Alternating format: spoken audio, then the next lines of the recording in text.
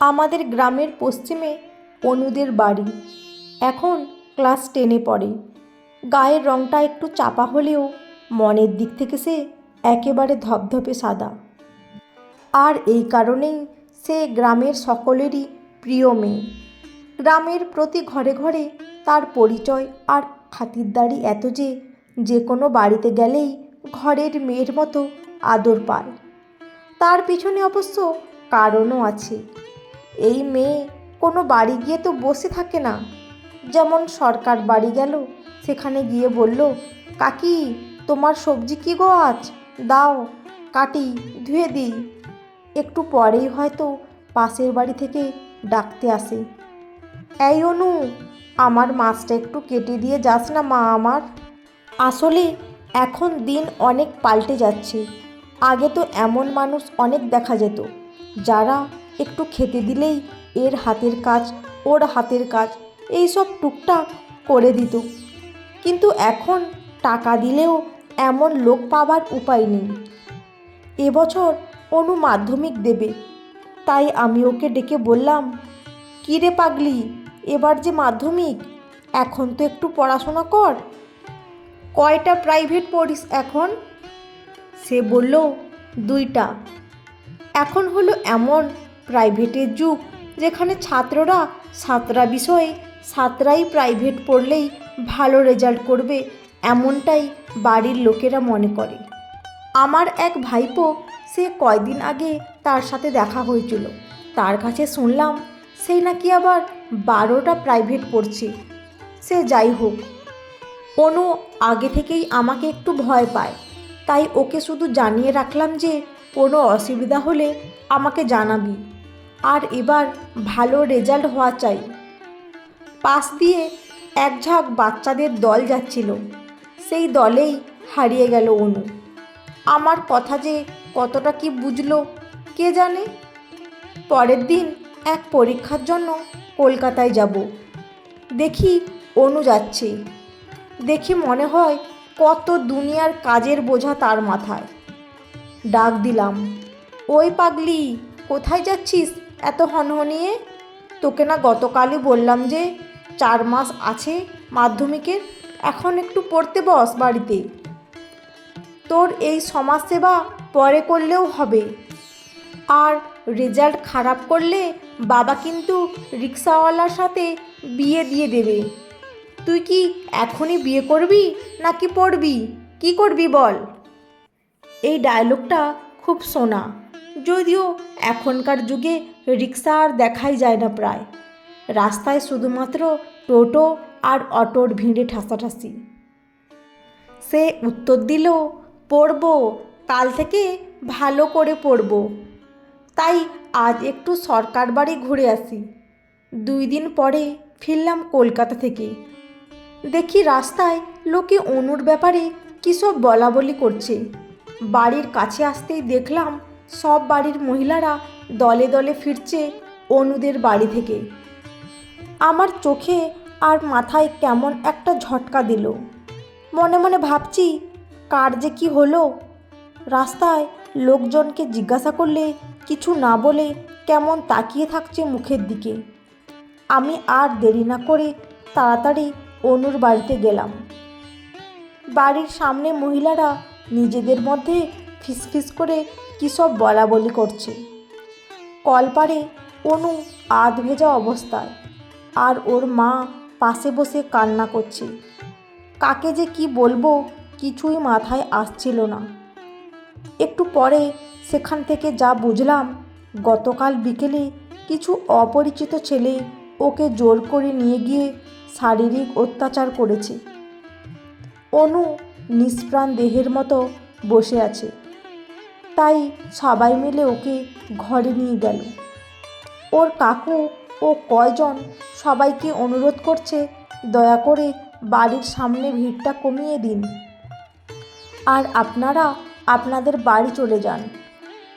এসব ঘটনায় অভিযুক্তদের উপযুক্ত শাস্তির ব্যবস্থা না করে মানুষ কেবল কেচ্ছা করতেই ভালোবাসে। 1 সপ্তাহ কেটে গেল, কিন্তু কারা এই কাজ করলো তাদের ধরা গেল না।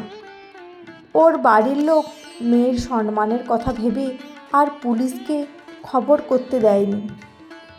গ্রামে এখনও অবধি এসব ব্যাপারে কোনো সচেতনতা নেই। কেউ বিরোধিতা করতে চায় না, ভাবে কী লাভ এসব করে।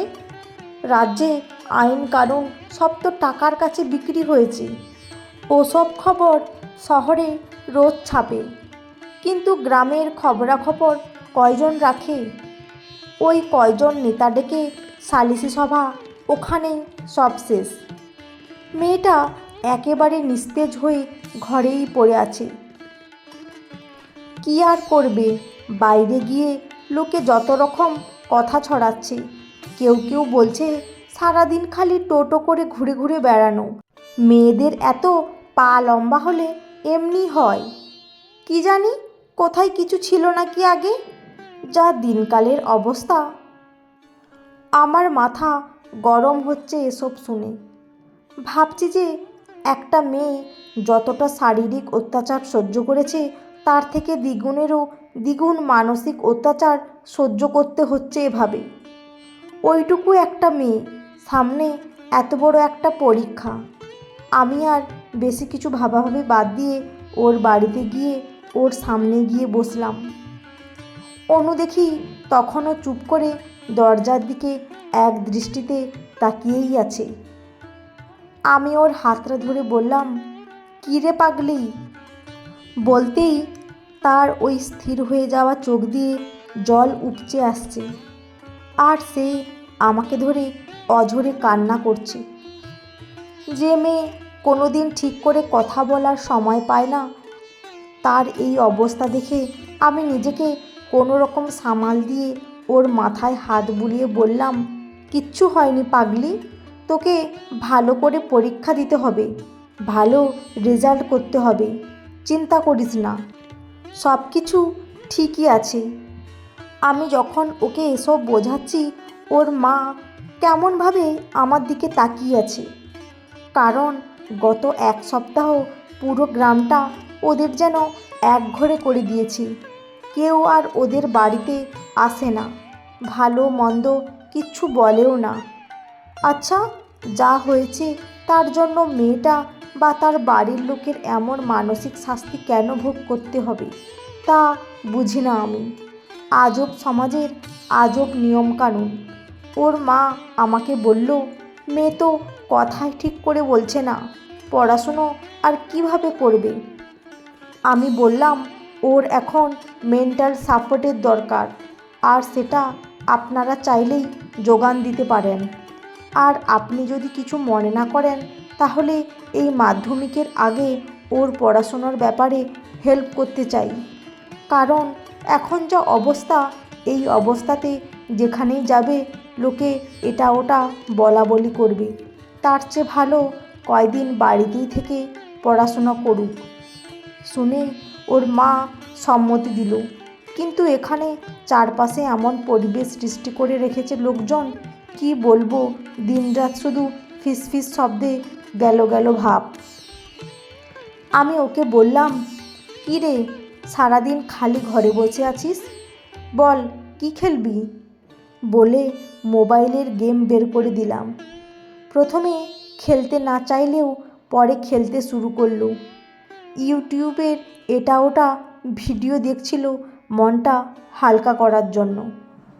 অনুর মা দরজার ওপার থেকে মেয়ের এই একটু হাসতে দেখে কি যেন কাজ করছিল, হঠাৎ দাঁড়িয়ে মেয়েকে দেখতেই থাকলো। যে মেয়ে ঘরের বাইরে খোলামেলায় থাকতে পছন্দ করে, তাকে কি আর এই বদ্ধ ঘরে মানায়? যাই হোক, এরপর ওকে ইউটিউব থেকে মোটিভেট করার জন্য কিছু ভিডিও দেখাতে শুরু করলাম, যাতে সে মনে মনে শক্তি পায়, মনটা হালকা হয়। এইভাবে ধীরে ধীরে অনুকে আবার আগের ছন্দে ফিরিয়ে আনার চেষ্টা করলাম। কিন্তু সে এখন আর পাড়ায় ঘুরে বেড়ায় না, সরকারদের বাড়িতে আর যায় না। শুধু বলে কিভাবে লোকের মুখ বন্ধ করতে হবে, কিভাবে তার বাবা মা সবার কাছে মুখ উঁচু করে দাঁড়াবে, এসব নিয়েই ভাবতে থাকে। আর প্রশ্ন করে আমাকে, আমি জবাবে বললাম, পরীক্ষায় গ্রামের সবার থেকে ভালো ফল করে দেখা, দেখবি গ্রামের সবাই ঠিক আগের মতো তোকে ভালোবাসবে। আর আমার বিশ্বাস যে তুই এটা অবশ্যই করে দেখাবি। এটা যে তোর জীবনের সবচেয়ে বড় যুদ্ধ। অনু এখন দিনরাত জেগে মনে প্রাণে একটাই টার্গেট নিয়েছে। আমিও সবসময় ওর পাশে আছি। আগামীকাল অনুর মাধ্যমিক পরীক্ষা। আমি ওকে বললাম, আজ থেকে আর কিছুই পড়তে হবে না, গান শোন, রিল্যাক্স হয়ে থাক। এক্সামের আগে বই নিয়ে ওসব কিচ্ছু করতে হবে না, তুই পারবি, এটা ভরসা রাখ। আর হ্যাঁ, লোকে 10 কথা বলে তোকে হারানোর চেষ্টা করবে, কিন্তু ওদের সব বাধা চুরমার করে ভেঙে বেরিয়ে যাবার মতো শক্তি তোর মনে আছে। তাই সদা আপনি মন কি শোনো, মন কি বলো, অল ইজ ওয়েল। অনু বলল, অল ইজ ওয়েল, जो होगा দেখা जाएगा বলেই সে একটা হাসি দিল, যেটা দেখে মনে মনে খুব শান্তি পেলাম।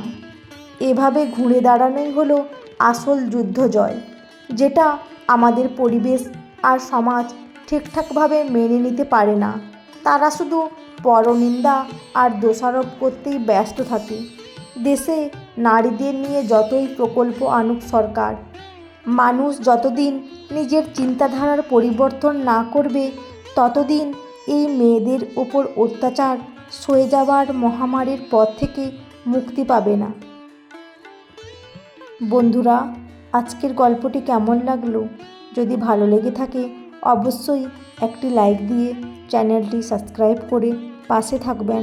অসংখ্য ধন্যবাদ।